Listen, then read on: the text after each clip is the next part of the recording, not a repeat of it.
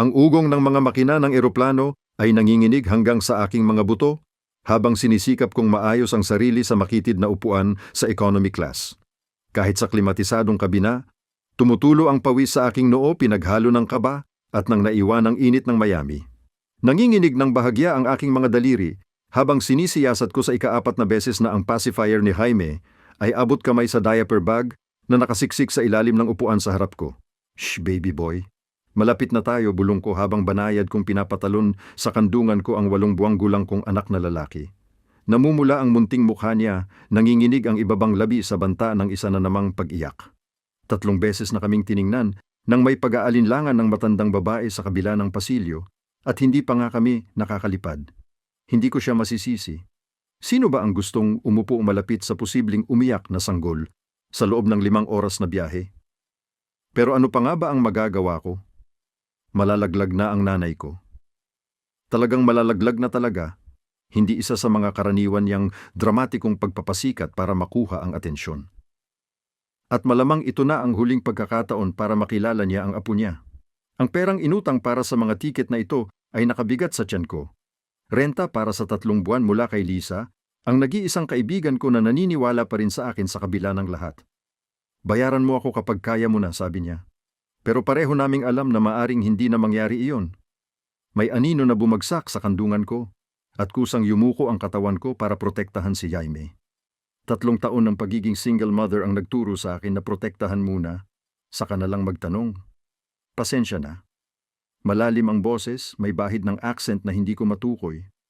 Parang Europeo, Pinong-Pino pero may magaspang na dating na nagpamangilabot sa akin. Tumango ako ng paitaas ng paitaas. Nakatayo siya sa pasilyo, nakahihigit sa taas sa isang suite na marahil ay mas mahal pa kaysa sa 6 na buwang sahod ko sa diner.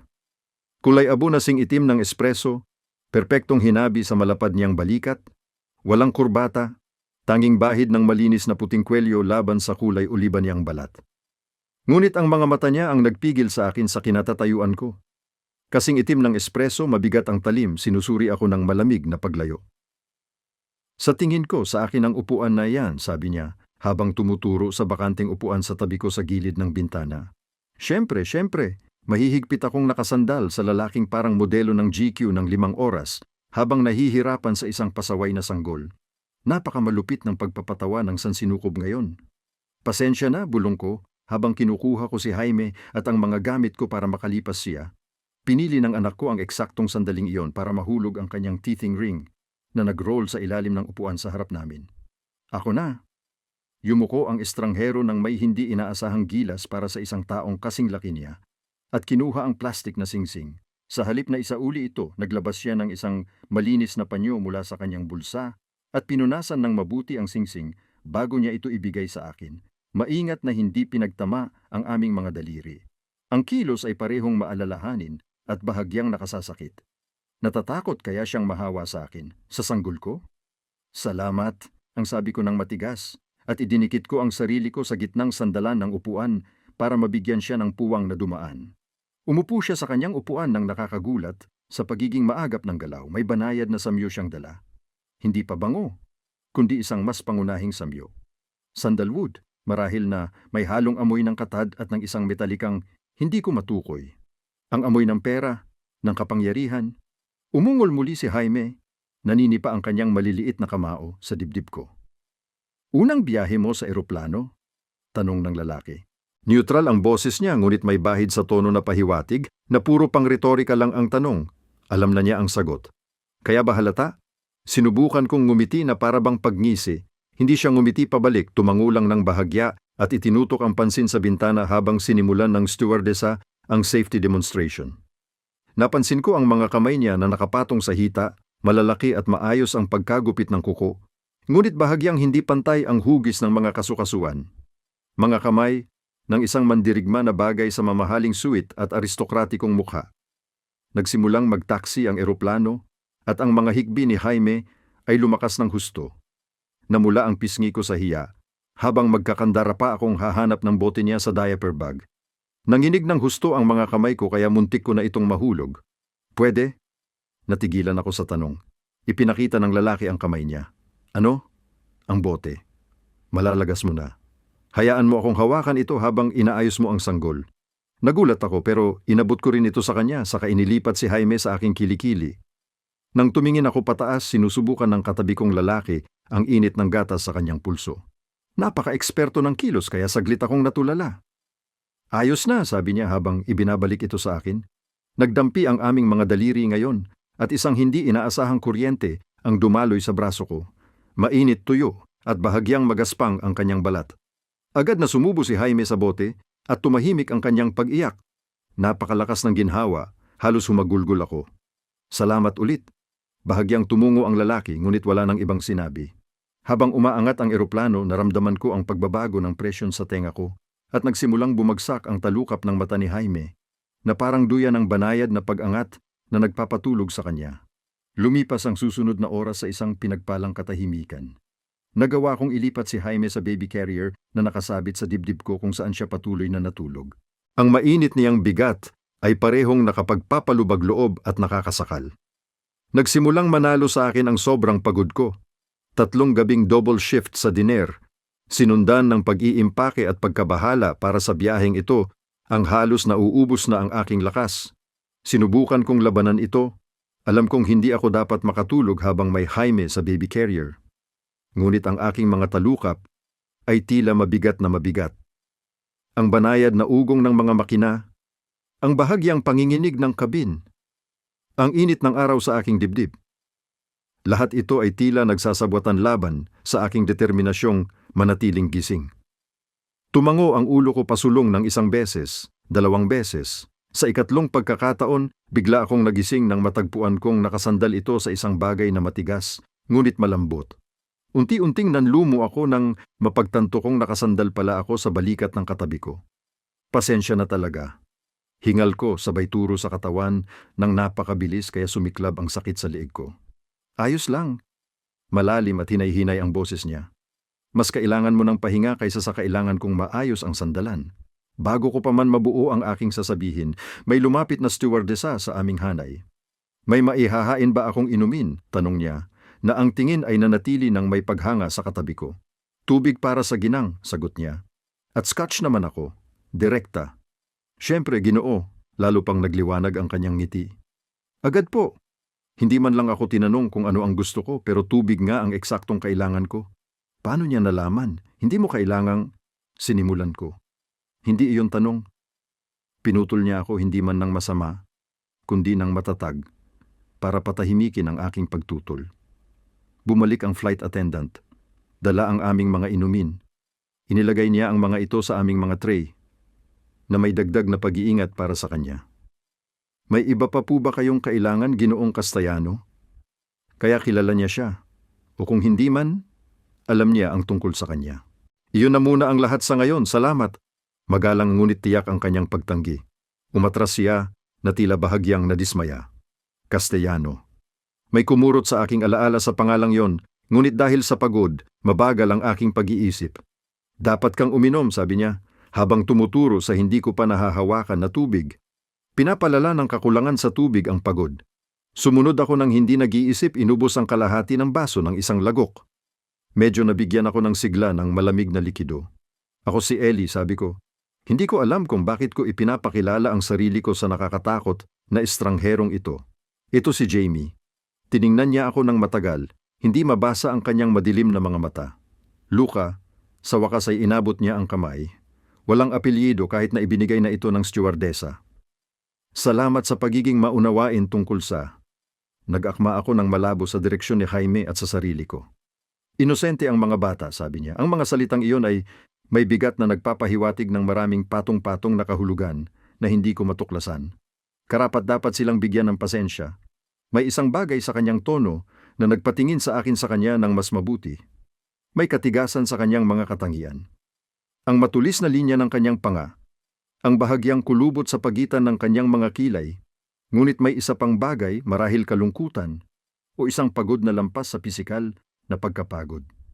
Ama ka ba? Nilusot ang tanong, bago ko pa mapigilan. Hindi nagbago ang ekspresyon niya pero naramdaman kong tumigas siya sa tabi ko. Hindi. Ang iisang pantig ay nagsara ng pinto sa usaping iyon ng napakalakas na halos marinig ko pa ang pagbagsak nito. Binalik ko ang pansin kay Jaime. Bahagyang inayos ang carrier para maibsan ang bigat sa balikat ko. Nagising siya sa galo at kumurap-kurap patungo sa akin gamit ang malalaking asul na mata niya. Mga mata ng kanyang ama. Bagaman sinubukan kong huwag itong isipin, gumawa siya ng maliit na tunog ng pagkainis. Nakakunot ang mukha na parang magsisiyak na. Bago pa ako makagalaw, inabot ni Luca ang bulsa ng kanyang jacket at inilabas ang isang maliit na kahoy na bagay. Mukhang gawa kamay, isang makinis na hugis itlog na may masalimuot na mga ukit sa ibabaw. Pwede, tanong niya, habang itinaas ito para makita ko. Tumango ako, sabik. Hinawakan niya ang kahoy sa harap ni Jaime, dahan-dahang iniikot. Tumama ang liwanag sa kinis ng ibabaw nito. Lumikha ng nagbabagong disenyo na agad na nakahumaling sa anak ko. Ang nalalapit niyang pag-iyak ay napalitan ng maliliit na halinghing ng interes. Ang munting mga kamay niya ay umaabot patungo sa bagay. Ito ay tinatawag na worry stone, paliwanag ni Luca. Ang boses niya ay bumaba sa isang hipnotikong bulong. Inukit ito ng lolo ko. Sinundan ng mga mata ni Jaime ang paggalaw ng bato. Namamangha. Pinagpatuloy ni Luca ang banayad na galaw at sa aking pagkamangha, muling napapikit ng husto ang aking anak. Paano mo ginawa yan? Bulong ko habang muling nahihimbing si Jaime. Bahagyang umangat ang sulok ng bibig ni Luca. Hindi lubos ng ngiti pero halos. Ang mga bata ay tumutugon sa kalmadong autoridad. May kakaiba sa paraan ng pagsabi niya nito na nagpabigla sa akin. Hindi eksaktong takot, kundi pag-unawa. Sanay ang lalaking ito na sinusunod. Ang sumunod na pagsalakay ng pagod ay tumama sa akin na parang pisikal na puwersa. Sa kabila ng tubig, sa kabila ng aking determinasyong manatiling gising, sumusuko na ang katawan ko sa pagod na naipon sa loob ng mga araw. Naging malabo ang aking paningin sa mga gilid at naramdaman kong bahagyang nauuyog ako sa aking upuan. Tulog. Ang boses ni Luca ay tila galing sa malayo. Gagisingin kita kapag gumalaw siya.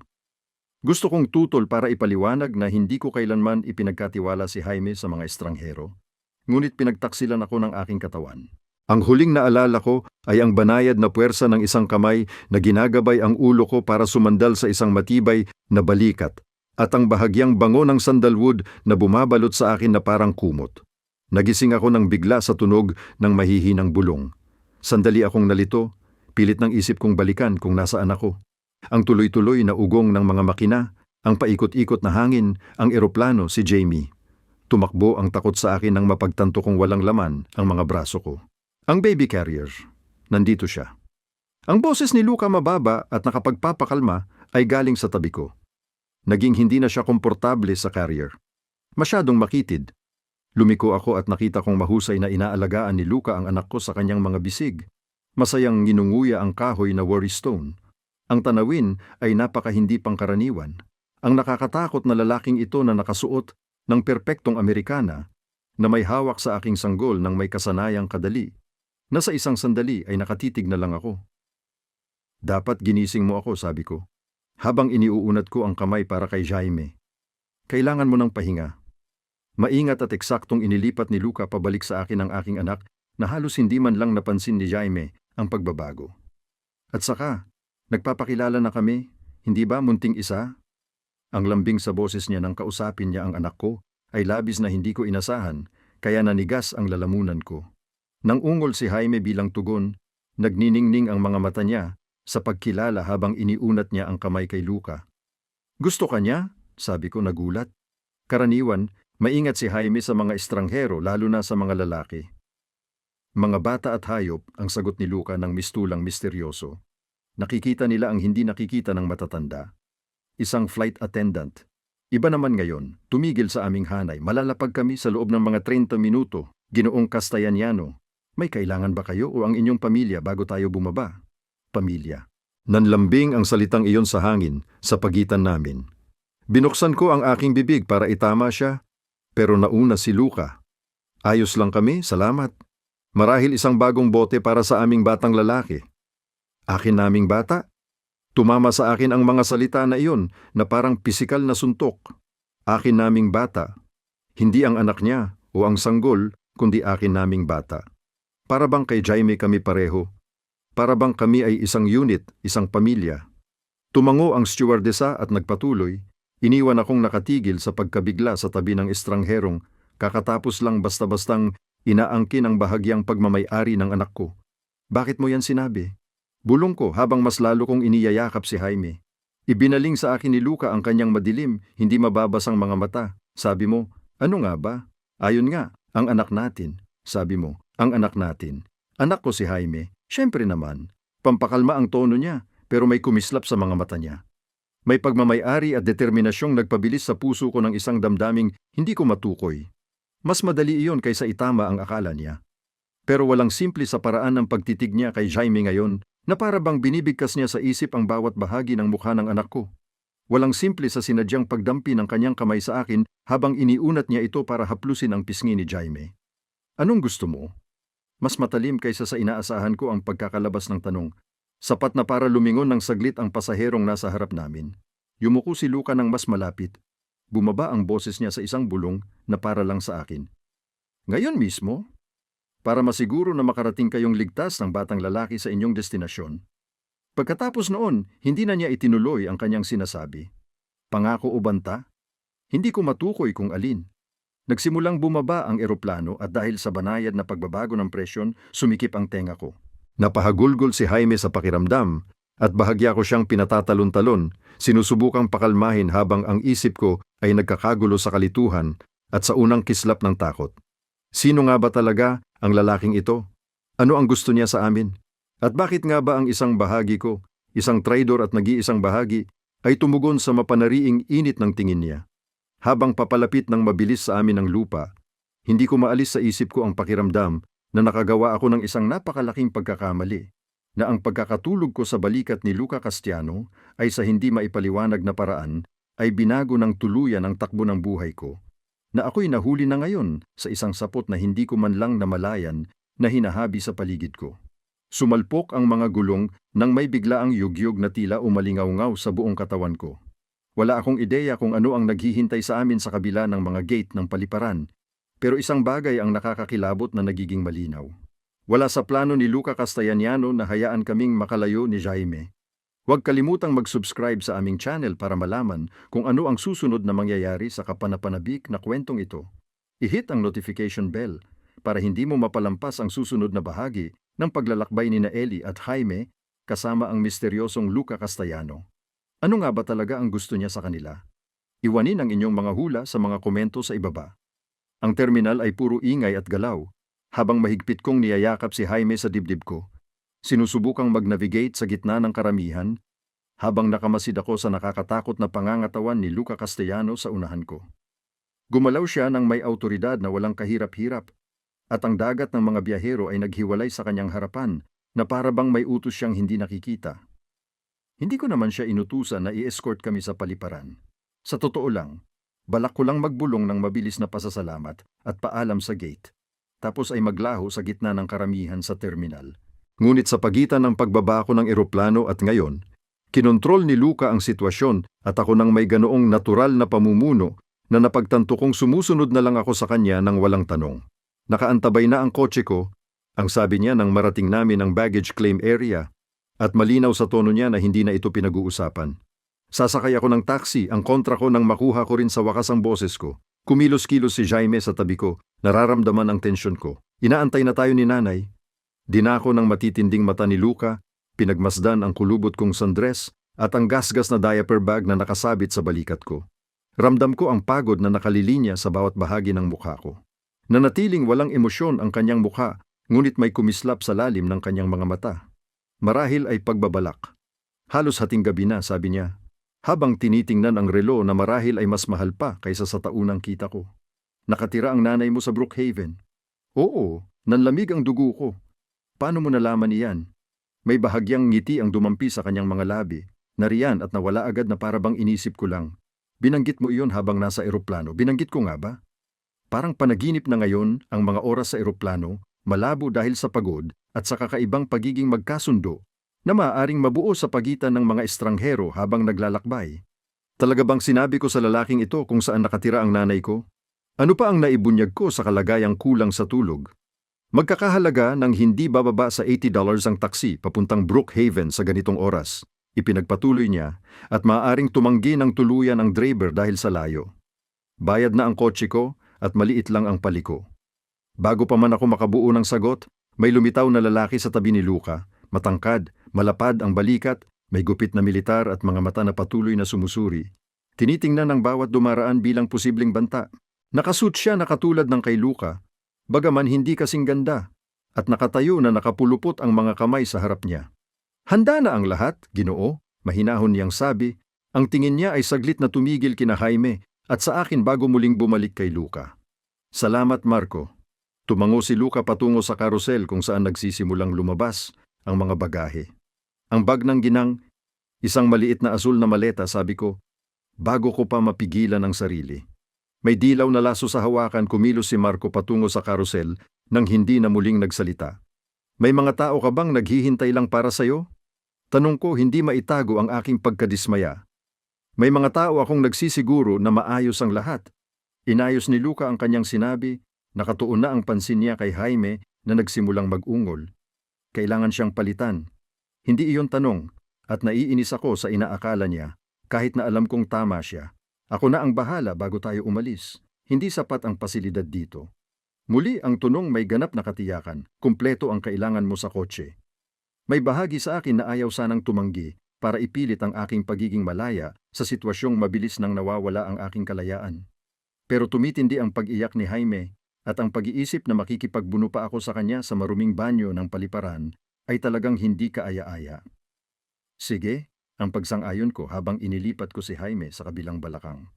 Pero diretso tayo sa bahay ni nanay, walang ibang daan. May sumilay na tila aliw sa mukha ni Luca. Siyempre, bumalik si Marco dala ang kahabag-habag kong maleta, na lalo pang nagmukhang sira-sira kumpara sa kanilang malinis na anyo. Nang walang imik, kinuha rin niya ang diaper bag mula sa balikat ko, at hindi niya pinansin ang aking pagtutol. Dito, sabi ni Luca, sabay hawak sa aking baywang upang gabayan ako palabas. Banayad ang haplos, halos hindi maramdaman sa pamamagitan ng tela ng damit ko, ngunit nag-iwan ito ng paso na parang tatak. Gusto kong umatras para magtakda ng hangganan sa pagitan namin. Ngunit pinili ni Jaime ang sandaling iyon para maglabas ng malakas na pag-iyak, at agad na napunta ang atensyon ko sa kanya. Shh baby, ayos lang, bulong ko habang banayad kong inaangat-angat siya habang naglalakad kami. Palitan na ka namin agad. Sa labas, ang gabi sa Atlanta ay siksik ng halumigmig. Mabigat ang hangin sa amoy ng jet fuel at aspalto. Inaasahan kong may pila ng taxi, pero dinala kami ni Luca ng direkta sa isang makinis na itim na SUV na may nakatint na bintana na naka-idle sa gilid ng kalsada. May ikatlong lalaki na nakatayo sa tabi nito, binuksan ang pinto nang lumapit kami. Miss Sullivan, sabi ni Luca, sabay turo para ako ang pumasok muna. Namanhid ako. Hindi ko naman sinabi sa iyo ang apelyido ko. Sa unang pagkakataon, tila nagulat si Luca. Isang kisap ng kung ano, inis, pag-aalala. Lumipas sa kanyang mukha bago muling bumalik sa dati niyang walang ekspresyong mukha.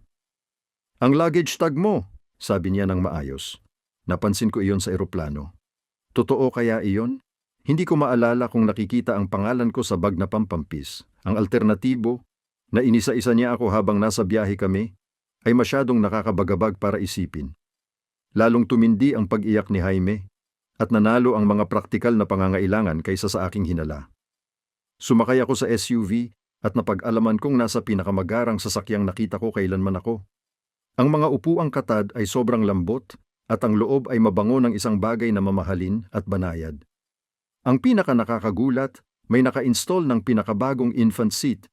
Pwede mo siyang i-secure doon, sabi ni Luca, habang sumisiksik siya sa tabi ko at umupo si Marco sa front passenger seat. May changing station na nakatupi sa likod ng upuan ko. At nga, isang nakatagong kompartimento ang nagpakita ng isang may padding na pagbabaguhang lugar na kumpleto sa mga lampin, wipes at kahit maliit na seleksyon ng damit ng sanggol. Lahat ay mga high-end na brand na hindi ko kayang bilhin. Bakit mo ba ito lahat? Tanong ko. Hindi maitago ang pagdududa sa boses ko habang inihihiga ko si Jaime at sinisimulan siyang palitan. Tumahimik si Luca sandali. Pinanonood akong nagtatrabaho. Naniniwala ako sa pagiging handa para sa lahat ng posibleng mangyari. Ang pagkakaroon ng kumpletong nursery sa kotse mo ay higit pa sa pagiging handa kontra ko habang isinasara ko ang onesie ni Jaime. Halos nakakatakot na. Nakakatakot ba ang tiyakin ng ginhawa ng isang bata? Nanatiling kalmado ang boses niya pero may bahid na ng tensyon? Mas gusto mo bang iwan kita para maghirap sa paliparan ng kulang sa gamit? Nang sabihin niya ng ganoon, para akong walang pasasalamat. Nilunok ko ang aking sasabihin at pinukos ang isip sa pag-secure kay Jaime sa upuan ng sanggol na perpektong-perpekto sa kanya. 2. Perpekto. Paano mo nalaman ang sukat niya? Tanong ko ng mahinahon. Karaniwang sukat para sa 8 buwang gulang, ang sagot ni Luca ng walang pag-aalinlangan. Bagaman maliit siya, hindi ba? Marahil kulang sa timbang. Ang obserbasyon, kahit na tama man, ay nagdulot sa akin ng matinding galit na pampagtanggol. Siya ay ganap na malusog. Sabi ng pediatrician, likas lang siyang maliit. Kailan ang huling check-up niya? Hindi mo iyon usapin. Sumigaw ako, sa wakas ay napuno na ang aking pasensya. Tingnan mo, nagpapasalamat ako sa sakay pero hindi kita kilala at hindi mo kami kilala. Kaya pumunta na lang tayo sa bahay ng nanay ko at magpaalam na tayo, ha? Pinagmasdan ako ni Luca ng matagal, hindi mabasa ang kanyang ekspresyon sa mahinang ilaw sa loob ng kotse. Sa wakas tumango siya ng isang beses at tinapik ang partisyon. Maayos na umandar ang kotse palabas ng gilid ng kalsada. Ang katahimikan sa pagitan namin ay puno ng hindi nasabing tensyon. Si Jaime, komportable sa bago niyang upuan, ay tumahimik at ang kanyang mga mata ay naging mabigat habang hinihimas siya ng paggalaw ng kotse pabalik sa pagtulog.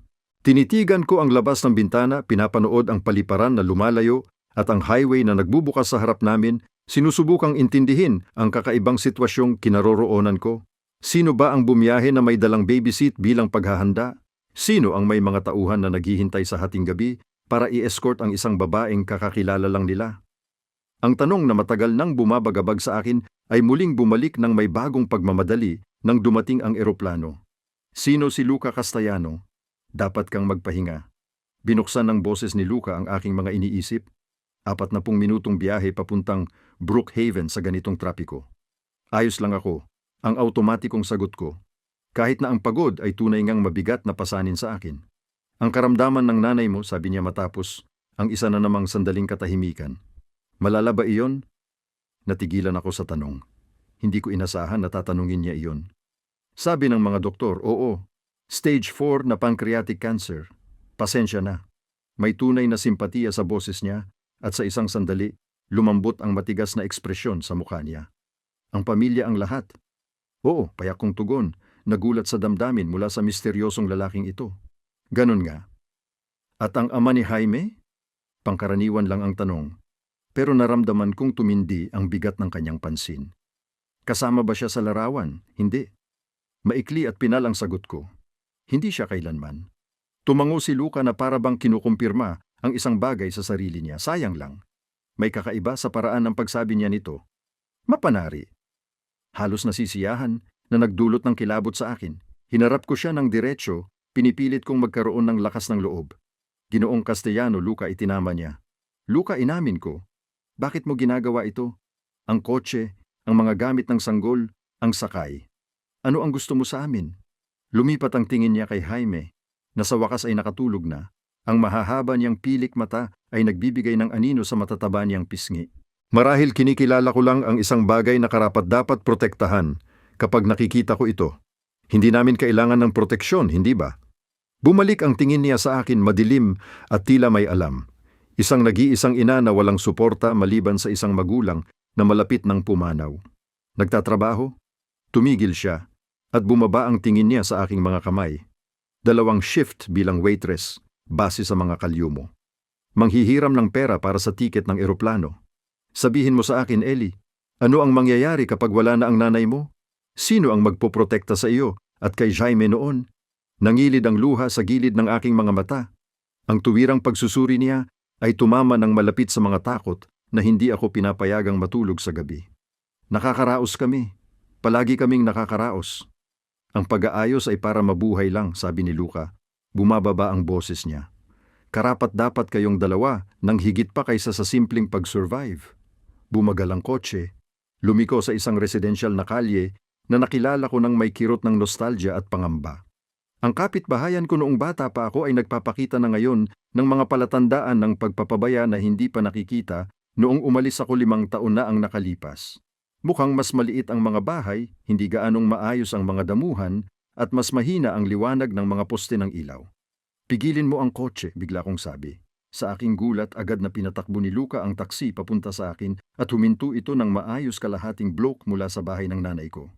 Gusto kong maglakad mula rito, paliwanag ko. Habang hinihila ko na ang sinturon ni Jaime mula sa kanyang upuan. Ayaw kong... Komplikado kasi kung lalabas ang nanay ko na may kasamang sasakyang ganito. Magdudulot lang iyon ng mga tanong na hindi mo pa kayang sagutin. Tinapos ni Luca ang sasabihin ko habang tumutango. Naiintindihan ko. Kinuha na ni Marco ang maleta ko mula sa trunk at lumapit ang driver para buksan ang pinto ko. Maingat kong binuhat si Jaime na kumilos pero hindi nagising at inakap ko siya sa dibdib ko.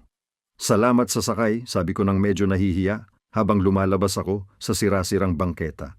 Hindi na maaaring maging mas malinaw pa ang pagkakaiba ng karangyaan ng SUV at ng kahirapan ng aking kapaligiran. Sumunod si Luca sa akin palabas, nakatayo ng masyadong malapit sa mahalumigmig na gabi. Ikinalulugod ko. Dapat sana'y lumingon na ako at umalis noon. Dapat sana'y iniwan ko na ang kakaibang engkwentrong ito at nagpukus sa mga mahihirap na araw na naghihintay sa akin kasama ang aking ina. Sa halip natagpuan kong tinatanong ko, magtatagal ka ba sa Atlanta? Isang maliit na ngiti ang gumuhit sa kanyang labi at sa unang pagkakataon umabot ito sa kanyang mga mata. Binago ang kanyang seryosong mukha at naging halos madaling lapitan. Halos hanggang sa kailangan, ang sagot niya ng malabong. Pagkatapos ng may sinadyang pagkabagal, iniunat niya ang kamay at hinaplos ang pisngi ni Jaime ng kanyang mga daliri. Magpakatulo ka, munting isa. Ang kilos ay malambing, parang pag-aari at labis na nakakabagabag. Bago pa ako makariyak, lumipat ang kamay ni Luca sa aking mukha. Banayad na pinapadapo ng kanyang hinlalaki, ang madilim na bilog sa ilalim ng aking mata. Ikaw din, Ellie, ang bulong niya. Kailangan mong magpalakas. Umatras ako, muntik ng matapakan sa hindi pantay na sementado. Paalam, Ginoong Castellano. Bahagyang lumapad ang kanyang ngiti nang bumalik ako sa pormalidad.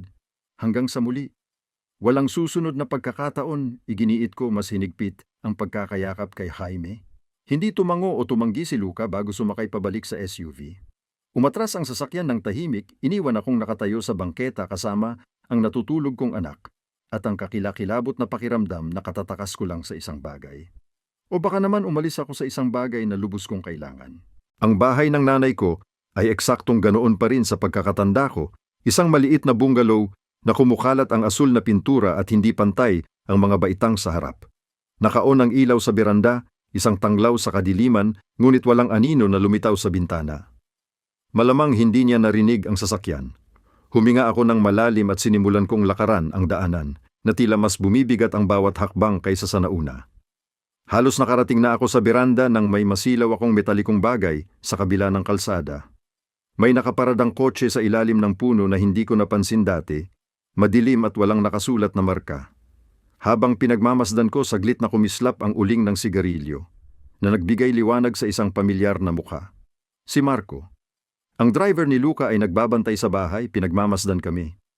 Biglang bumilis ang tibok ng puso ko at dali-dali akong umakyat sa hagdan. Kinakabigla-kabigla ko ang susi na alam kong itinatago ng nanay ko sa ilalim ng palayok na seramika sa tabi ng pinto.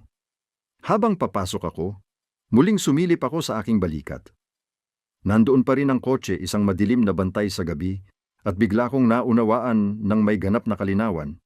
Wala sa plano ni Luca Castellano na hayaan kaming umalis. Hindi pa ito ang katapusan ng aming kakaibang engkwentro. Simula pa lamang ito. Nasarado ang pinto sa likod ko nang may katapusang dapat sana'y nakapagpapalubag loob. Sa halip, parang tunog ng bitag na nagsasara ng mariin. Ellie, ikaw ba iyan? Malumanay na tinig ng nanay ko ang narinig mula sa silid sa likod. Oo, ma, sagot ko pinipilit, na huwag manginig ang boses habang inilak ko ang pinto. Kahit alam kong hindi ito magbibigay ng totoong proteksyon mula sa lalaking kakauwi lang sa amin. Kami ito. Nandito kami. Ang bigat ni Jaime sa mga bisig ko. Ang bigat ng inaasahan ng nanlilimang ina ko at ngayon ang bigat ng hindi maipaliwanag na interes ni Luca Castellano. Lahat ng iyon ay bumabagsak sa akin hanggang halos hindi na ako makahinga. Anong nagawa ko? Anong hindi nakikitang sinulid ang hinila ko na nagdala sa mapanganib na lalaking ito sa pintuan namin? At bakit? Sa kabila ng takot na kumukulot sa tiyan ko, may bahagi sa akin na nakaramdam ng mapanlinlang na ginhawa sa isip na nandoon pa rin siya at binabantayan kami. Kung nag-e-enjoy ka sa kwento ni na Ellie at Jaime, siguraduhing pindutin ang subscribe button at notification bell. Ano sa tingin ninyo? ang tunay na gusto ni Luca Castellano sa single mom na ito at sa kanyang sanggol? Iwanin ang inyong mga teorya sa mga komento sa ibaba at abangan ang susunod na bahagi ng kapanapanabik na paglalakbay na ito. 3 araw ang lumipas sa kalituhan ng mga pagbisita sa ospital, tahimik na konsultasyon sa mga doktor, at ang ritmikong pagbip ng mga makina. Lalong lumala ang kalagayan ng nanay ko ng mas mabilis kaysa sa inaasahan ko. Ang dati niyang masiglang presensya ay nabawasan sa isang payat at kulay dilo na figura na halos hindi na makaya pang hawakan si Jaime. May mata kanya. Bulong niya sa isa sa kanyang mga sandaling malinaw ang isip. Hinahaplos ng kanyang tuyot na mga daliri ang kurba ng pisngi ni Jaime. Pero ang baba niya, puro iyon ang katigasan ni Sullivan. Pinilit kong ngumiti. Nilunok ang bukol sa lalamunan. Sabi ng mga nurse, nakikipaglandian na raw siya sa kanila. Talagang impluwensya mo yan. Ang tawa niya ay naging isang ubo na parang kuliglig na yumanig sa buong katawan niya. Nang humupa ito, tumitig siya sa akin nang bigla ang naging napakalinaw ang tingin. Hindi ka pwedeng manatili rito, Ellie, sabi niya. Mas malakas ang boses kaysa sa mga nakaraang araw. Pag nawala ako, lulunukin ka nitong bayan ng buo tulad ng sinubukan na nitong gawin noon. Ma, huwag mo akong pakinggan. Mahigpit na hinawakan ng kanyang mga daliri ang akin ng nakakagulat na lakas. Nakawala ka na noon. Nagawa mong bumuo ng sarili mong buhay. Halos natawa ako noon. Ang akin naman ay isang maruming studio apartment sa ibabaw ng isang lavanderya at dobleng shift sa isang kainan kung saan ang palipat-lipat na kamay ng manager ay itinuturing na isang panganib sa trabaho. Pero nanahimik na lang ako. Hayaan kong maniwala siyang makakaligtas ako sa paulit-ulit na siklo ng kahirapan at pagkadismaya na siyang naging tatak ng aming pamilya sa loob ng maraming henerasyon. Ipangako mo sa akin na bibigyan mo si Jaime ng mas mabuti kaysa dito. Iginiit niya, nakatitig ang kanyang mga mata sa akin.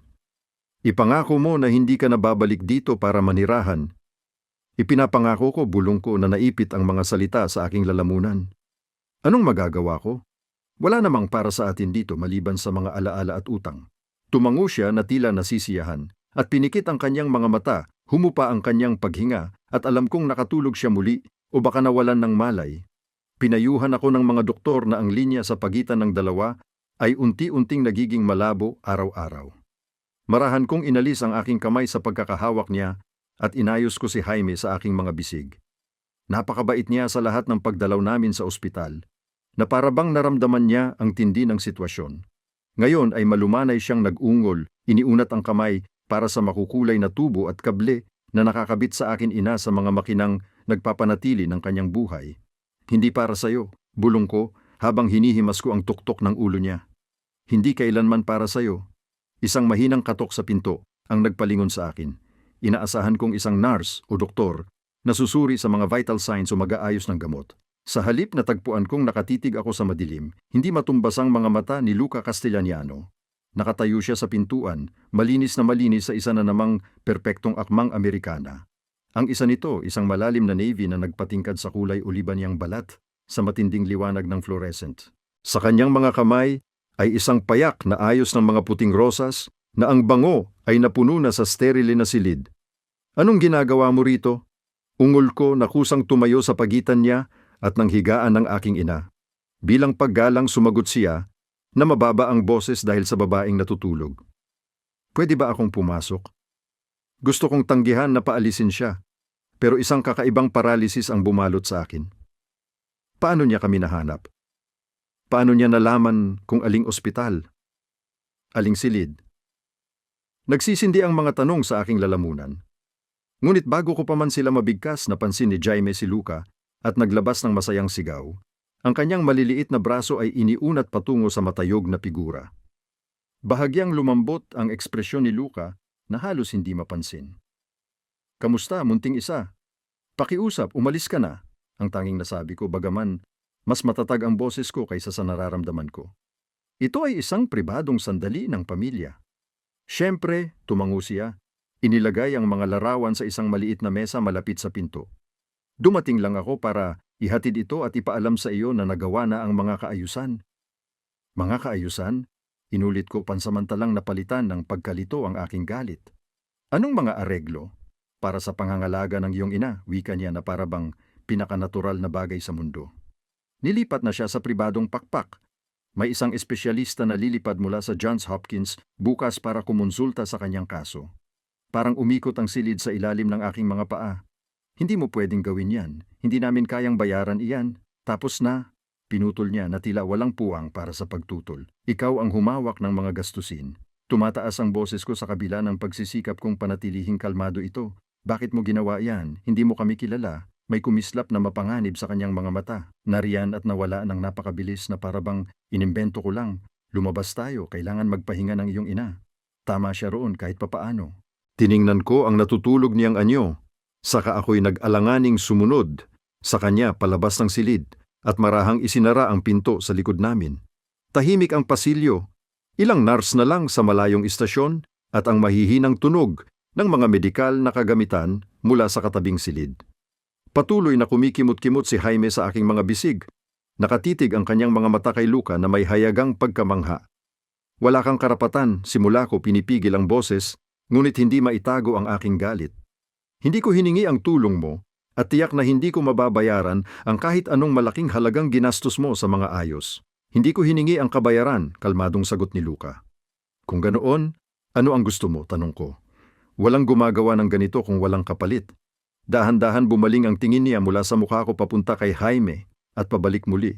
Isang sinadyang pagtingin na nagpabalisa sa akin. Marahil ay ayaw ko lang makita ang pagdurusa kung kaya ko namang maibsan ito, sagot ko. Na nakalusot ang mura bago ko pa mapigilan. Hindi nagbibigay ng ganong tulong ang mga lalaking katulad mo sa mga babaeng nakakasalamuhan nila sa eroplano. Mga lalaking katulad ko? Eleganting umangat ang isang kilay niya. At anong klaseng lalaki ako, Ellie? Ang pagbigkas niya sa pangalan ko malambing, halos hinahaplos, ay nagdulot ng hindi ko namamalay na panginginig sa aking gulugod. Hindi ko alam, inamin ko. Yun ang problema. Wala akong alam tungkol sa iyo maliban sa mayaman ka at tila akala mo mabibili mo ang daan papunta sa buhay namin. Hindi bili, itinama niya habang lumalapit siya ng isang hakbang. Mag-invest. Nakatitig ang salitang iyon sa pagitan namin, puno ng mga implikasyong hindi ko sigurado kung gusto kong unawain. Pinili ni Jaime ang sandaling iyon para mahulog ang kanyang teething ring na nagkalampag sa pinakintab na sahig ng ospital. Bago pa ako makayuko para kunin ito, nakaluhod na si Luca. Malambot at eksakto ang kanyang mga galaw. Gaya ng ginawa niya sa eroplano, pinunasan niya ang laruan bago niya ito ibinalik. Pero sa pagkakataong ito, sa halip na iwasan ang pagdikit, sinadyang dumampi ang kanyang mga daliri sa akin. Ang pagdampi ay nagdulot ng kuryenteng dumaloy sa braso ko. Dapat kang kumain, sabi niya habang tumatayo ng tuwid. Lumangoy ka mula nang lumipad tayo. Ang obserbasyon niya, kahit tama man, ay muling nagpabigat ng aking inis. Ayos lang ako. Pagod ka at kulang sa nutrisyon, ang matigas niyang tugon. Paano mo aalagaan si Jaime kung mahuhulog ka? Ang matalim na katotohanan ng kanyang mga salita ay tumusok sa akin. Bumubuhay lang ako sa mga merienda mula sa vending machine at kape sa cafeteria ng ospital. Inuuna ko ang pangangailangan ni Jaime at ang kaginhawahan ng nanay ko kaysa sa sarili ko. Ang mga pananakit ng ulo at pagkahilo na nararanasan ko ay marahil mga babalang hindi ko pinapansin. May kotse na naghihintay sa ibaba, nagpatuloy si Luca, tila tinanggap ang katahimikan ko bilang pagsang-ayon. Ihahatid ka ng driver ko para kumain ng maayos, tapos pabalik sa bahay ng nanay mo para magpahinga. Nasa kanila ang numero ko kung may anumang pagbabago sa kanyang kalagayan. Nasa kanila ba ang numero mo? Ang mga implikasyon noon kung gaano niya kami lubusang sinali sa kanyang sitwasyon ay nagpabigla sa akin. Paano mo nga ba kami nahanap? Paano mo nalaman kung saang ospital siya? May saysay ba iyon? Tanong niya, hindi mabasa ang kanyang ekspresyon. Pareho lang naman ang kinalabasan. Tinatanggap ng iyong ina ang pinakamahusay na pangangalaga at may pagkakataon kang mabawi ang iyong lakas. Mahalaga ito sa akin, iginiit ko, habang inilipat ko si Jaime sa kabilang balakang. Gusto kong malaman kung sino ang kaharap ko. Sa mahabang sandali, pinagmasdan ako ni Luca. Ang kanyang madilim na mga mata ay sumusukat ng isang bagay na hindi ko maunawaan. Pagkatapos sa isang bahagyang pag-angat ng ulo, inabot niya ang kamay sa bulsa ng kanyang jacket at inilabas ang isang business card. Payak, eleganting cream na papel na may naka-emboss na pangalan niya at numero ng telepono gamit ang madilim na tinta. Tumawag ka sa numerong ito anumang oras, sabi niya habang ipinipisil ang card sa aking palad. Araw o gabi, kung kailangan mo ng kahit anuman, nakatitig ako sa card. Tila hindi katimbang ang bigat nito sa laki. Hindi nito sinasagot ang tanong ko. Hindi, sang-ayon siya, na may bahid ng pag-aliw sa kanyang tinig. Hindi nito sinasagot ang tanong ko. Bago pa ako makasagot, sumigaw si Jaime ng malakas. Sa wakas ay nauubos na ang kanyang pasensya. Agad na napalingon si Luca sa kanya. Lumambot ang kanyang ekspresyon sa paraang nagbago ang buong mukha niya. Nagugutom siya, obserbasyon ni Luca, habang hinahaplos niya ng daliri ang namumulang pisngi ni Jaime. At pagod? Kayo parehong nangangailangan ng pagkain at pahinga.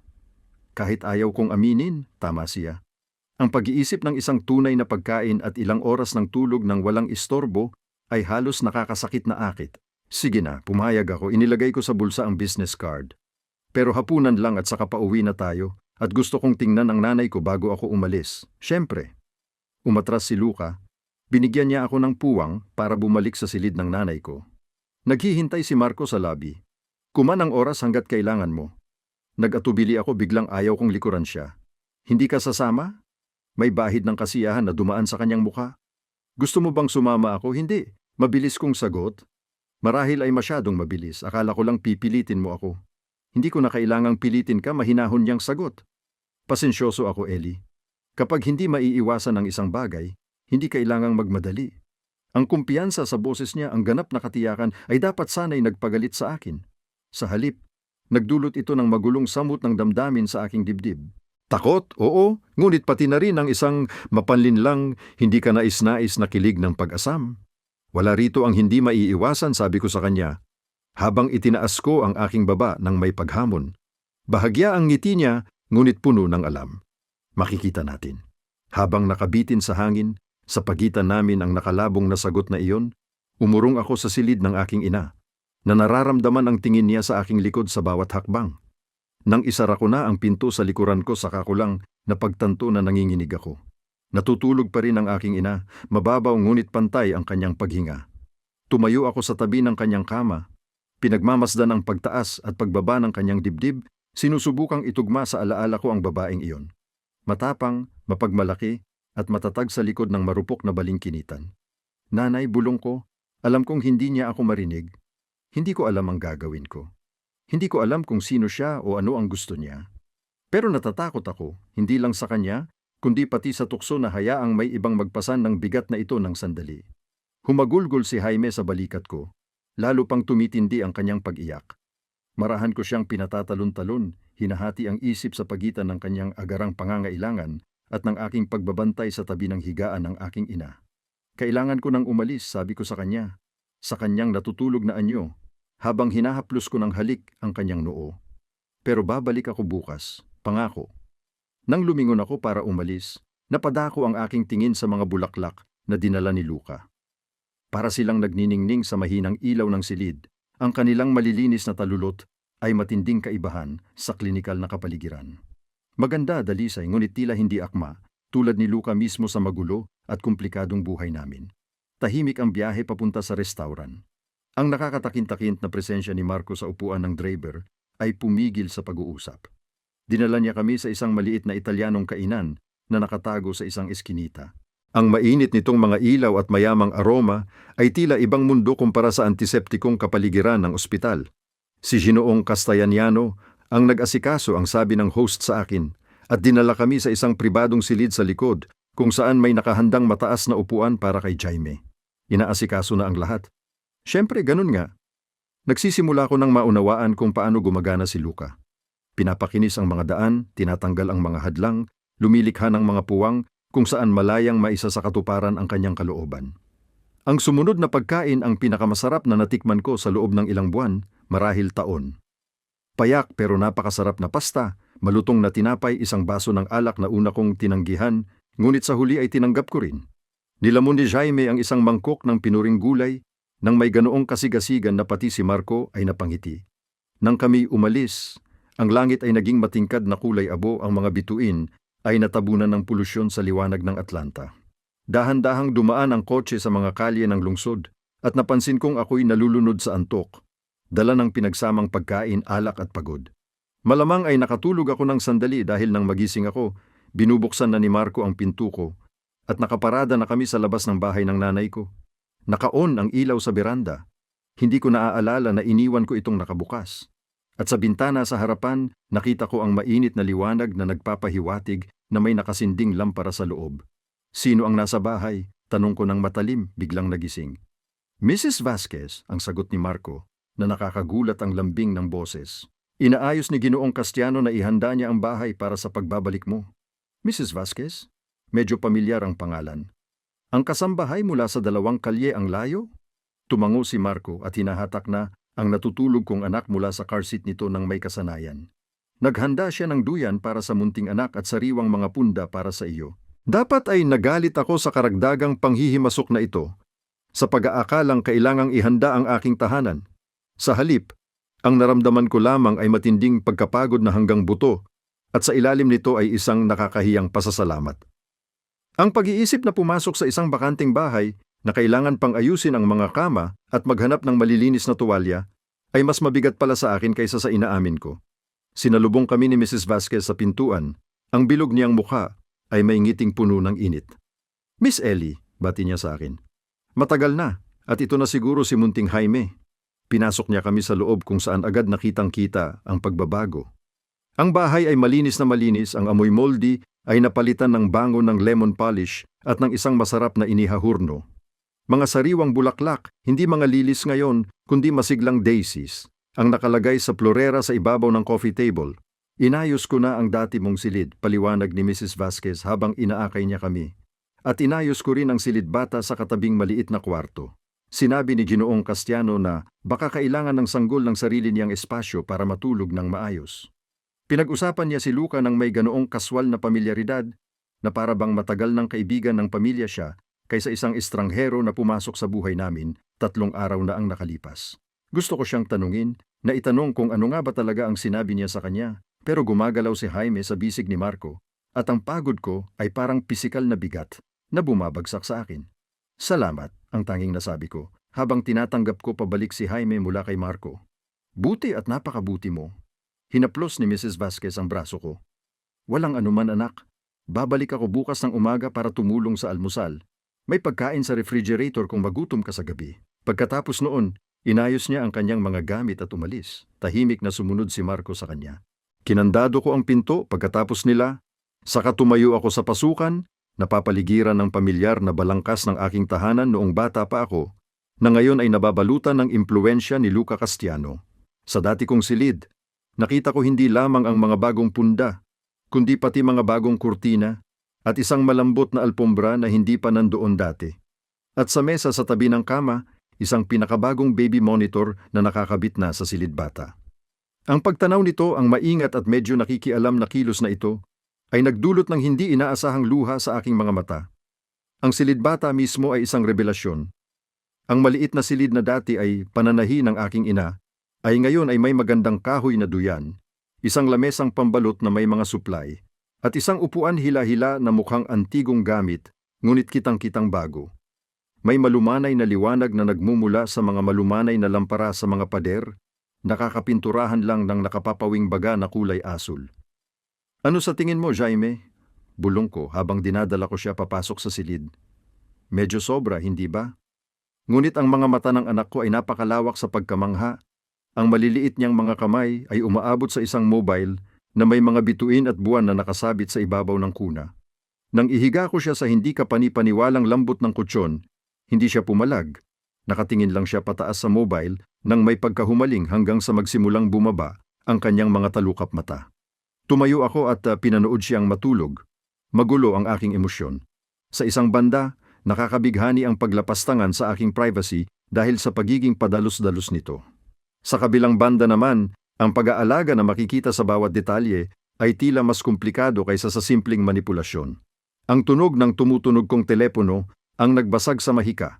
Isang text message mula sa hindi kilalang numero. Ayos lang ba ang lahat? Agad kong nalaman kung sino iyon. Nang nanginginig ang aking mga daliri, nag-type ako ng sagot. Bakit mo ginagawa ito? Halos agad na dumating ang tugon. Dahil karapat-dapat kayo ni Jaime ng mas mabuti. Tinitigan ko ang screen. Naninigas ang lalamunan ko sa mga damdaming hindi ko mabigkas. Bago pa ako makapagdesisyon kung sasagot, May lumabas na panibagong mensahe. Magpakatulo na ka, Ellie. Mahirap ang bukas. Nagpadala ng kilabot sa akin ang mga salitang iyon. Paano niya nalaman? May sinabi ba sa kanya ang mga doktor na hindi nila sinabi sa akin? O isa na namang pagpapakita lang ba ito ng kanyang kakaibang kakayahan na mahulaan at kontrolin ang aming mga kalagayan? Inilapag ko ang telepono nang hindi sumasagot at bumalik ako sa sarili kong silid, kung saan ako hinihintay ng kama na may sariwang punda at malalambot na unan. Habang lulubog ako sa ginhawa nito, sinubukan kong intindihin ang kaguluhang naging bahagi ng buhay ko mula nang nakatakdang biyahe sa eroplano. Sino nga ba talaga si Luca Castellano? Ano ang gusto niya sa amin? At bakit, sa kabila ng lahat ng aking pag-aalinlangan, ay may bahagi sa akin na gustong sumuko sa proteksyong inaalok niya? Umikot-ikot sa isip ko ang mga tanong habang hinila ako ng pagod sa ilalim. Hinihila ako sa mga panaginip kung saan may madilim na mga mata na nagmamasid mula sa anino at may malalakas na mga kamay na iniunat upang mahuli ako habang nahuhulog. Nagising ako sa tunog ng pag-iyak ni Jaime sa baby monitor at sa kulay abo na liwanag ng madaling araw na sumisilay sa bagong kurtina. Sa isang nakalilitong sandali, hindi ko maalala kung nasaan ako. Ang hindi pamilyar na karangyaan ng higaan ay nakalito sa aking gising na isipan. Pagkatapos ay bigla kong naalala lahat. Ang nanay ko, ang ospital, si Luca. Si Luca at ang kanyang mga areglo at ang kanyang mga nakalilitong babala. Mabigat bukas, inabot ko ang telepono ko para tingnan kung may hindi nasagot na tawag mula sa ospital nang bigla itong tumunog sa aking kamay. Hindi kilalang numero. Hello? Sumagot ako, magaspang ang boses ko dahil sa antok at takot. Miss Sullivan. Isang boses ng babae, propesyonal at malungkot. Si Nurse Jimenez po mula sa Atlanta Memorial. Tawag po ako tungkol sa inyong ina. Parang lumitid ang mundo, dumilim ang gilid ng paningin ko habang patuloy siyang nagsasalita. Ang mga salitang gaya ng lumala, komportable, at panahon para magpaalam ay tumagos sa pag-ugong sa tenga ko. Nandyan na ako agad, ang nasabi ko, habang mabilis akong bumangon mula sa kama. Nakaantabay na ang sasakyan, ang sagot ng nurse. May kakaiba sa boses niya. Sinabi raw ni Ginoong Castellano na gusto mong agad pumunta. Siyempre alam niya, inayos niya, naghanda siya. Binaba ko ang telepono nang hindi sumasagot at nagmadali akong pumunta sa nursery, kung saan ang pag-iyak ni Jaime ay umabot na sa buong lakas na parang balyena habang binuhat ko siya mula sa kuna. Nakita ko ang kalye sa bintana. Isang pamilyar na itim na SUV ang naka-idle sa gilid ng kalsada. Nakatalaga si Marco sa tabi nito. Nakahilig ang ulo na para bang nakikinig sa isang bagay o sa isang tao sa kanyang telepono. Sa isang sandali, naisip kong tanggihan siyang sumama, mag-taxi na lang, para ipilit ang huling bakas ng aking kasarinlan. Ngunit mahalaga ang oras ngayon at luho ang pagmamalaki na hindi ko kayang bayaran. Makalipas ang 20 minuto, nakapangan si Jaime at pareho kaming nakapagbihis. Lumabas ako papunta sa nakahandang sasakyan. Binuksan ni Marco ang pinto ng walang imik. Walang ekspresyon ang mukha niya, ngunit ang mga mata niya ay tila may nakapaloob na simpatiya. Inaasahan kong makikita ko si Luca sa loob, pero walang tao maliban sa tsuper. Kakaiba, mas tila may kahulugan ang kanyang kawalan kaysa kung nandyan siya. Isang puwang na sinadyang hindi punuin, isang paggalang na hindi ko inasahan. Mas tila mahaba ang pasilyo ng ospital ngayong umaga, at mas matindi ang sikat ng mga fluorescent na ilaw. Tahimik si Jaime sa mga bisig ko, na para bang nararamdaman ang bigat ng sandali. Nang marating namin ang silid ni nanay, huminto ako sa labas ng pinto. Kinokolekta ang aking lakas ng loob. Kaya mo yan, isang mahinang boses ang nagsalita mula sa likuran ko. Lumiko ako at nakita ko si Luca na nakatayo roon, seryoso ang mukha. Hindi siya nakasuot ng suit ngayon, nakapantalon at simpleng kamisang butones lang, na para bang nagsikap siyang huwag masyadong maging nakakatakot sa sandaling ito. Naghihintay siya sa iyo, tuloy niya, at marahang ipinatong ang kamay sa ibabang bahagi ng likod ko. Ako na ang bahala kay Jaime kung gusto mong mag-isa muna kayo. Hindi ko inaasahan ang alok, at ang unang nais ko ay tumanggi. Pero may mga bagay akong kailangang sabihin sa nanay ko. Mga pribadong bagay, mga huling bagay kahit ilang minuto lang. Sumang-ayon ako, at nag-alinlangan kong inilipat ang anak ko sa naghihintay na mga bisig ni Luca. Kusang loob, maging sabik pa nga. Si Jaime ay agad na inabot ng kanyang maliliit na kamay ang mukha ni Luca na may pamilyaridad na dapat sana'y mas ikinabahala ako kaysa sa nararamdaman ko. Ngunit sa sandaling iyon, ang tanging nararamdaman ko ay pasasalamat dahil nabawasan ang isa kong alalahanin. Kunin mo ang oras na kailangan mo, sabi ni Luca, habang komportabling inilalapat si Jaime sa kanyang dibdib. Nandito lang kami. Tumango ako, hindi makapagsalita dahil sa bukol sa lalamunan ko, at itinulak ko ang pinto para magpaalam sa babaeng nagbigay ng buhay sa akin na minahal ako ng buong buo kahit hindi perpekto at na mag-iiwan sa akin ng tunay na mag-isa sa mundo. O iyan ang akala ko. Ang mga sumunod na oras ay lumipas na parang isang kalituhan ng luha at mga bulong na paalam. Tahimik na pumanaw ang aking ina sa hapon, hawak ang aking kamay, at ang kanyang huling salita ay halos hindi narinig, maging matatag ka. Ang pagiging pinal nito ang ganap at hindi na mababalik na pagkawala niya ay nag-iwan sa akin ng pagkabakante, na para bang may isang mahalagang bahagi na inalis mula sa aking dibdib. Sa kabila ng lahat, nanatili si Luca bilang isang tahimik na presensya sa labas ng pinto. Inaalagaan si Jaime ng may ganoong kadali ang dapat sanay tila hindi natural, ngunit sa paanuman ay hindi naman. Nang dumating ang mga nurse para kunin ang bangkay ng aking ina, nang lumapit ang tagapangasiwa ng ospital na may dalang mga papeles at mga pakikiramay na paulit-ulit, nang dumating ang tagapamahala ng punerarya para pag-usapan ang mga paghahanda na hindi ko kayang bayaran, naroon si Luca, inaasikaso ang lahat ng tahimik at maayos. Dapat sana'y inis ako sa kanyang pakikialam, sa kanyang pag-angkin ng kontrol. Sa halip, nakita kong nakakaawa ang aking pasasalamat sa salip na ibinigay niya sa akin sa pagitan ko at ng mabagsik na lohistika ng kamatayan. Aayusin ko na ang lahat, sabi niya sa akin habang palabas kami ng ospital.